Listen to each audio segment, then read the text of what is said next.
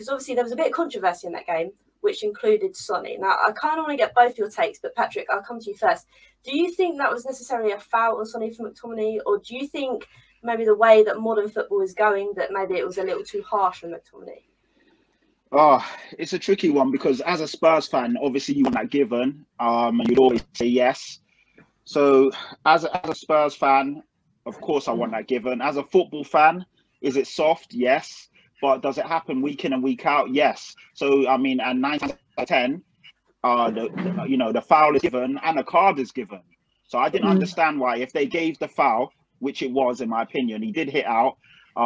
He did hit Sonny in the face. So only Son knows how hard the contact was. But in the modern game, as soon as you get fouled or you get hit, you go down. If you don't react, we've seen Sterling and Foden stay on their feet and fouls or penalties not get given.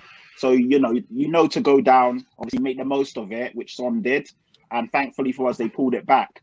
But my point is, if McTominay is already on a yellow and that is a foul, regardless if it's accidental or not, it's a foul. There's contact. It should have been a second card, which would have been a sending off. Yeah, 100% agree. And that's the thing, like, obviously what Kev said here about the elbow of Pogba. Now, surely, didn't Sky come out and say, oh, it's because Pogba's taller, this, that, and the other? But surely that's contact again. I think the so frustrating thing about football at the moment is that VAR was brought in to stop this controversy, and it's creating more. I think that's the thing that's really starting to irritate me. So, Abby, going off of that, do you think, obviously, Patrick's given his side of the story, do you agree with Patrick, or can you see a different kind of side to the argument?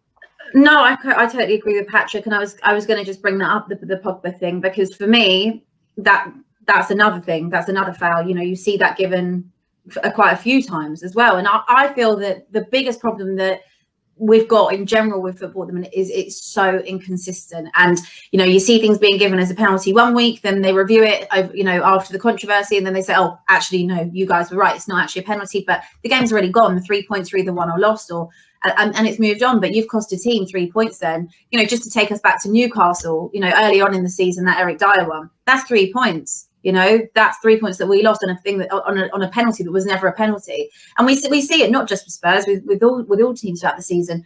Very, very controversial. And the whole point of VAR was to make the game better, and if anything, I think it's made it worse. It makes it unenjoyable. You can't celebrate a goal. You've got to wait 2-3 seconds to see anything.